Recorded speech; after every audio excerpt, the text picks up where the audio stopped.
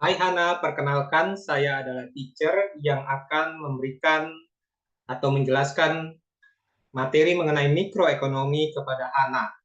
Ya baik, di sini saya akan memberikan kepada Hana 3 tutorial. Ya, tutorial yang pertama yang akan saya berikan adalah mengenai teorinya terlebih dahulu ya. Kemudian tutorial yang kedua yang akan saya berikan adalah mengenai kurva yang digunakan di dalam teori mikroekonomi ya, di dalam mikroekonomi. Kemudian tutorial yang ketiga yang akan saya berikan adalah mengenai soal hitungan ya. Jadi saya akan memberikan kepada Hana 3 tutorial. Yang pertama tadi teorinya ya, yang kedua adalah kurva dan yang ketiga adalah soal hitungan. Seperti itu ya Hana. Baik, langsung saja. Untuk yang pertama mengenai teorinya. Nah, di sini ada yang akan saya berikan adalah mengenai definisi terlebih dahulu ya. Kemudian juga apa namanya perbedaan antara mikroekonomi dengan makroekonomi.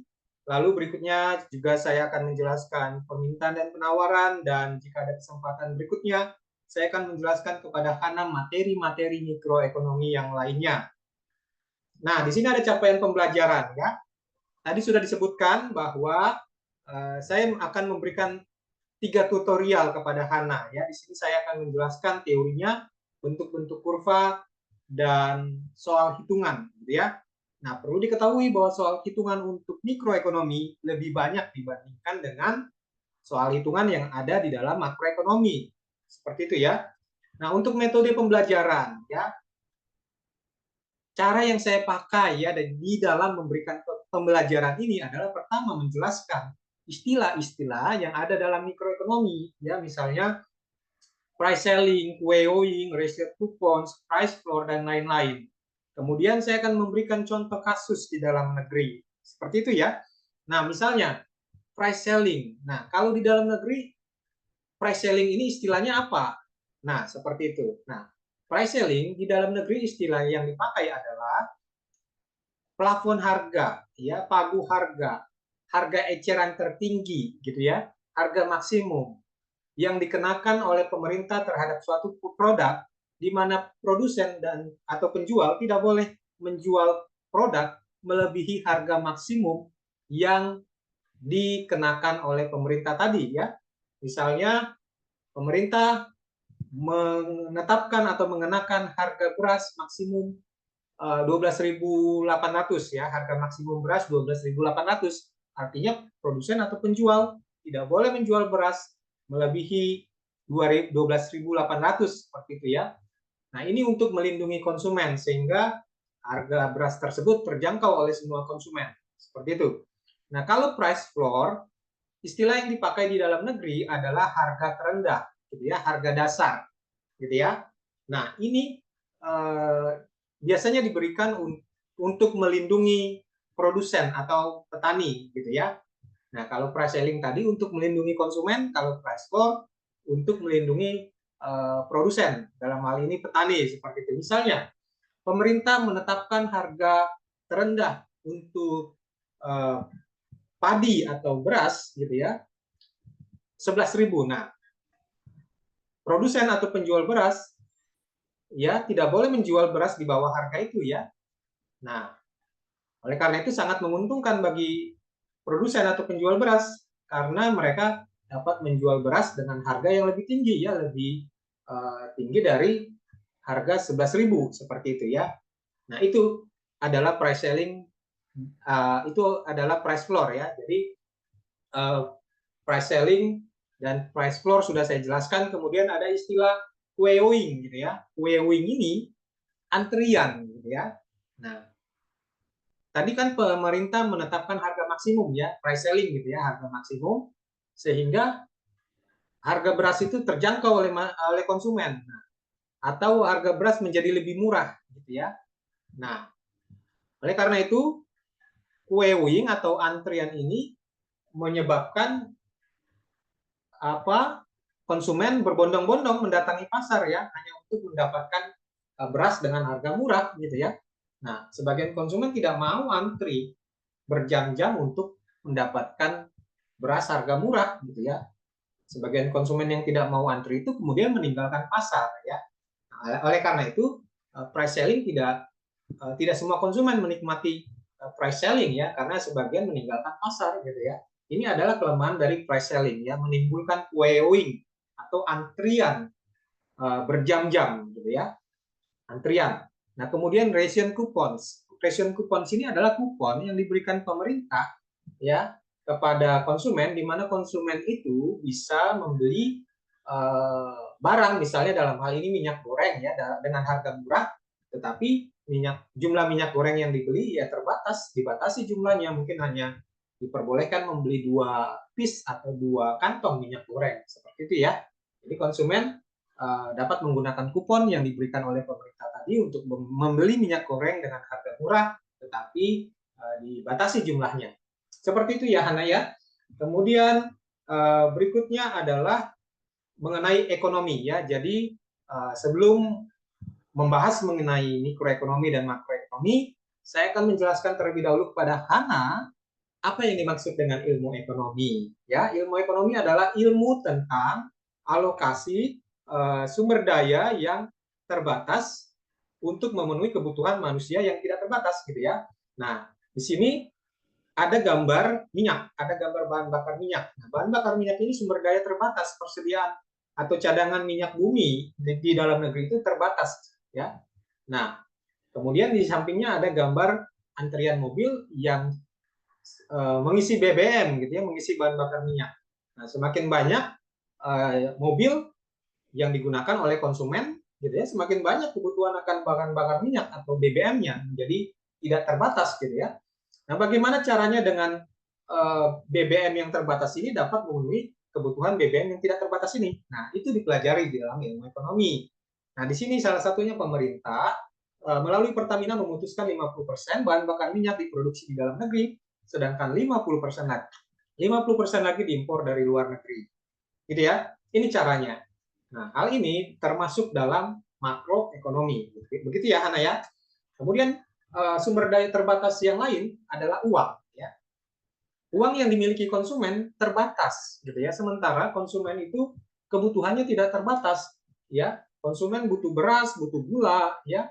Nah, ini adalah barang-barang kebutuhan pokok dan sifatnya tidak terbatas ya, kebutuhannya tidak terbatas. Begitu. Nah, bagaimana caranya dengan uang yang terbatas yang dimiliki oleh konsumen dapat memenuhi kebutuhan konsumen akan beras, akan gula yang tidak terbatas ini ya. Semakin banyak konsumen, semakin banyak jumlah penduduk, kebutuhan akan beras, akan gula itu semakin banyak, semakin tidak terbatas. Nah, cara untuk mengatasinya adalah dengan menerapkan ilmu ekonomi, dalam hal ini mikroekonomi ya. Contoh, Siska punya uang 100.000 gitu ya. Dengan uang yang terbatas tersebut, dengan uang yang 100.000 itu, begitu ya, dengan uang yang 100.000 tersebut, Siska ingin membeli beras dan juga gula. Harga beras 10.000 per kilo dan harga gula 2.500 per seperempat kilo. Nah, Siska harus memutuskan berapa jumlah beras dan berapa jumlah gula yang harus dibeli agar kebutuhan Siska terpenuhi atau Siska merasa puas. Nah, bagaimana cara memutuskan berapa jumlah beras dan berapa jumlah gula yang harus dibeli? Itu dipelajari di dalam ilmu ekonomi, dalam hal ini mikroekonomi ya. Demikian Hana. Kemudian berikutnya Hana juga bisa memperhatikan di sini bahwa ada tabel yang menunjukkan materi-materi yang dipelajari di dalam mikroekonomi dan makroekonomi. Seperti itu ya. Nah, di dalam mikroekonomi yang dipelajari itu apa saja? Yaitu permintaan dan penawaran, elastisitas permintaan dan elastisitas penawaran, teori konsumsi, dan lain-lain ya. Sedangkan di dalam makroekonomi yang dipelajari antara lain pendapatan nasional, pengangguran, inflasi, dan lain sebagainya.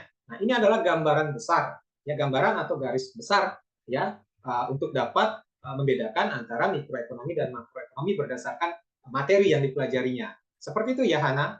Kemudian berikutnya, Hana juga bisa membedakan mikroekonomi dan makroekonomi menggunakan circular flow diagram ya. Jadi circular flow diagram ini adalah diagram yang menunjukkan arus kegiatan yang dilakukan oleh masing-masing para pelaku ekonomi. Nah, Anda bisa memperhatikan sini para pelaku ekonominya siapa saja? Di sini ada rumah tangga konsumen, ya.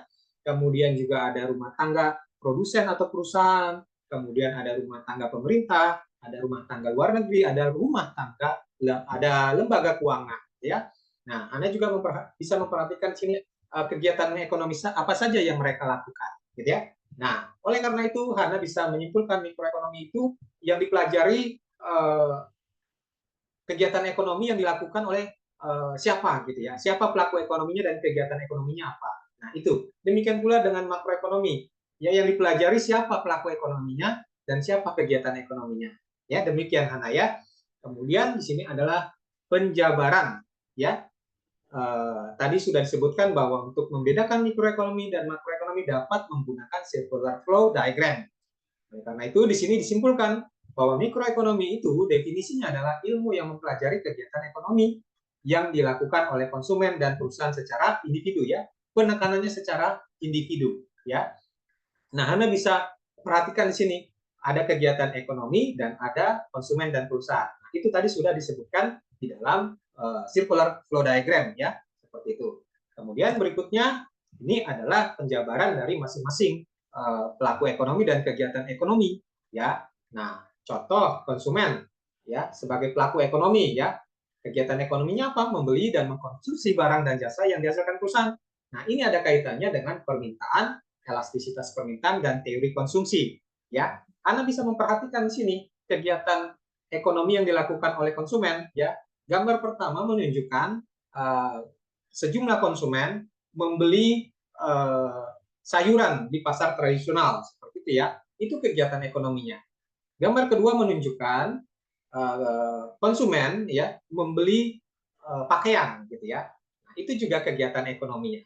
Lalu gambar ketiga menunjukkan konsumen membeli barang-barang consumer goods ya. Itu juga kegiatan ekonomi yang dilakukan oleh konsumen. Nah, Anda Anda dapat menyimpulkan bahwa mikroekonomi ya yang mempelajari kegiatan ekonomi mereka ini yang ada kaitannya dengan permintaan, elastisitas permintaan dan teori konsumsi. Seperti itu ya Hana. Kemudian berikutnya adalah pelaku ekonomi yaitu perusahaan. Ya, kegiatan ekonominya apa? Memproduksi dan menjual barang dan jasa kepada konsumen. Nah, ini ada kaitannya dengan penawaran, elastisitas penawaran, teori produksi, biaya produksi dan bentuk-bentuk pasar. Ya, Anda bisa memperhatikan di sini ada gambar petani gitu ya, gambar produsen ya. Petani dapat dinyatakan sebagai produsen karena mereka menghasilkan produk-produk pertanian ya, baik itu beras gitu ya, maupun sayur-sayuran ya dan lain-lain. Nah, ini adalah kegiatan ekonomi yang dilakukan oleh produsen dalam hal ini petani. Gambar berikutnya menunjukkan manufaktur ya, pabrik tekstil atau pabrik pakaian. Ya, kegiatan ekonominya ya menghasilkan pakaian gitu ya. Gambar berikutnya menunjukkan manufaktur yang memproduksi barang-barang consumer goods. Nah, ini semua adalah kegiatan ekonomi yang dilakukan oleh produsen atau perusahaan. Nah, Anda dapat menyimpulkan bahwa mikroekonomi juga mempelajari kegiatan ekonomi yang dilakukan oleh perusahaan ini yang ada kaitannya dengan penawaran, elastisitas penawaran, teori produksi, biaya produksi, dan bentuk-bentuk pasar. Ya, demikian Hana ya tadi sudah disebutkan definisi mikroekonomi berdasarkan menggunakan circular flow diagram berdasarkan kegiatan pelaku ekonomi dan kegiatan ekonomi. Nah, demikian pula dengan makroekonomi ya, Anda juga dapat mendefinisikan dengan cara yang sama ya menggunakan circular flow diagram tadi menggunakan berdasarkan pelaku ekonomi dan kegiatan ekonomi yang dilakukannya. Nah, yang perlu diperhatikan Hana adalah bahwa makroekonomi itu mempelajari kegiatan ekonomi yang dilakukan terutama oleh pemerintah, masyarakat luar negeri dan lembaga keuangan dalam skala luas atau nasional ya. Jadi dalam skala luas atau nasional. Kalau mikroekonomi itu tadi dalam skala kecil ya, dalam skala individu gitu ya.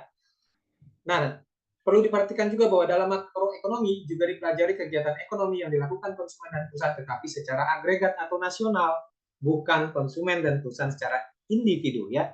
Jadi di dalam makroekonomi juga mempelajari konsumen dan perusahaan tetapi secara nasional. Misalnya di dalam makroekonomi yang dipelajari adalah output ya, yang dihasilkan oleh semua perusahaan, seluruh perusahaan yang ada di dalam negeri. Jadi bukan cuma perusahaan tertentu saja, tetapi juga semua perusahaan yang ada di dalam negeri. Demikian ya Hana ya. Nah, ini Hana bisa perhatikan sendiri ya bagaimana mendefinisikan makroekonomi berdasarkan pelaku ekonominya ya. Nah, demikian ya Hana ya. Untuk berikutnya saya akan menjelaskan kepada Hana mengenai kurva dan soal hitungan. Terima kasih Hana, sampai jumpa.